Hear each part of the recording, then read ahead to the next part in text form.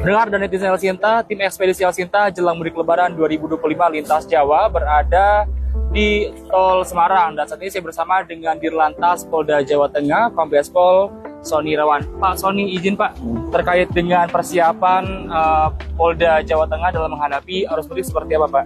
Ya, terima kasih Mas.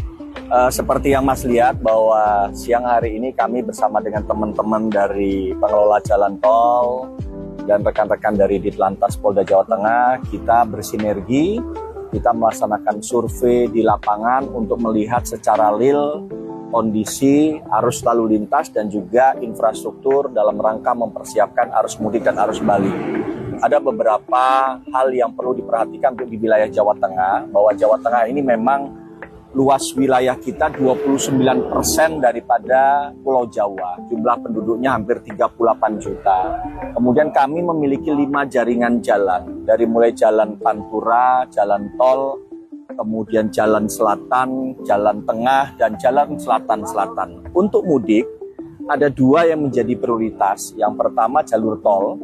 Jalur tol itu dari mulai Kali Kangkung, Banyumanik, kemudian tol dalam kota sampai dengan tol Solo Jogja.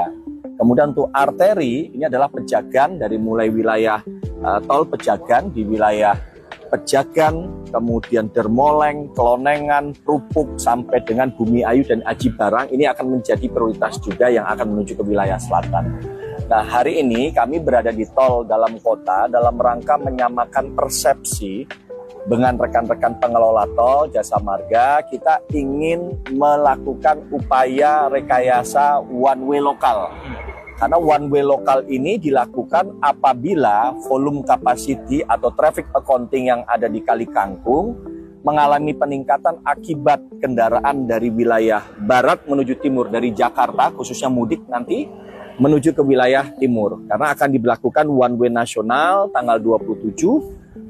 Itu akan ada one way nasional sampai dengan Kali Kangkung. Nah, kalau jumlah kendaraan yang datang cukup besar, sementara volume jalannya ini terbatas, maka di dalam kota kami akan melakukan rekayasa one way lokal dari mulai Kali Kangkung, situasional nanti bisa sampai dengan Bawen atau nanti bisa sampai wilayah Tingkir Salatiga. Ini upaya-upaya rekayasa yang kita lakukan di samping upaya-upaya lain seperti menyiapkan tim urai, menyiapkan patroli mobile dengan teman-teman Jasa Marga, menyiapkan mobil derek, membangun sistem di rest area, kemudian mengatur gate dengan baik. Karena memang permasalahan tol itu yang sering saya katakan, satu, keberadaan sumbu 3, yang kedua pengelolaan rest area, yang ketiga pengelolaan gate tol, yang keempat adalah pengelolaan terhadap kendaraan yang trouble, apakah itu kecelakaan ataupun terjadi hambatan karena rusak. Demikian. Di luar dari tol itu, adakah jalur fungsional atau jalur arteri yang menjadi pusat atau menjadi titik rawan macet, Pak? Ya, tadi yang seperti saya katakan, bahwa kita memiliki 5 jaringan jalan. Pantura itu arteri Pantura. Kemudian Pejagan sampai dengan Bumi Ayu ada Aji Barang itu adalah arteri. Itu juga menjadi perhatian karena arus yang masuk dari pintu tol Pejagan keluar ke arteri sampai dengan ke wilayah Brebes, Banyumas dan Cilacap itu juga akan menjadi prioritas ataupun primadona masyarakat.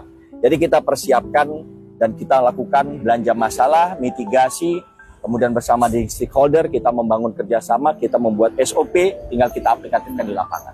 Ya. Terkait dengan pos pengamanan dan juga pos pelayanan seperti apa, Pak? Polda Jawa Tengah bersama dengan rekan-rekan stakeholder telah membangun, kalau untuk Polda Jawa Tengah kita memiliki 213 pos. Terbagi atas pos pengamanan, pos pelayanan, pos terpadu, pos pamres area, dan juga pos tempat wisata. Itu jumlahnya 213. Keseluruhan yang dilibatkan 14.963, baik dari Polri, TNI, Jasa Marga, stakeholder terkait lainnya. Terakhir Pak, mungkin himbau untuk para pendengar El Sinta atau para pemudik yang akan melakukan mudik pada 2025 nanti, Pak. Ya, rekan-rekan atau masyarakat yang akan melaksanakan mudik di Lebaran tahun 2025, kami jajaran Ditlantas Polda Jawa Tengah menghimbau, mengingatkan kepada diri saya dan juga para pemudik sekalian bahwa yang pertama, untuk mempersiapkan mudik ini dengan sebaik-baiknya, siapkanlah diri kita. Tolong jaga kondisi dengan sebaik-baiknya, apalagi pada saat kita mengendarai kendaraan bermotor. Yang kedua, persiapkan kendaraan dengan baik juga.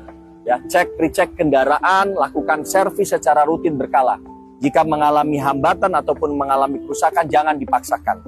Yang ketiga, patuhi rambu-rambu lalu lintas. Contoh, tidak berhenti di badan jalan khusus di tol untuk berbuka puasa atau untuk sahur. Masuk ke rest area, masuk ke tempat SPBU yang aman. Ya, patuhi rambu-rambu lalu lintas. Dan yang keempat, patuhi himbauan dari petugas yang ada di lapangan. Karena terkadang kita melakukan rekayasa, merubah arus lalu lintas, maka mohon patuhi petugas. Karena pasti petugas melakukan itu sudah mempertimbangkan arus lalu lintas yang terjadi. Dan yang kelima, senantiasa kita berdoa kepada Tuhan Yang Maha Kuasa, semoga perjalanan mudik kita ini menjadi mudik yang aman dan keluarga nyaman dalam lindungan Tuhan Yang Maha Kuasa. Terima kasih, sahabat El Sinta. Tetap semangat, salam presisi.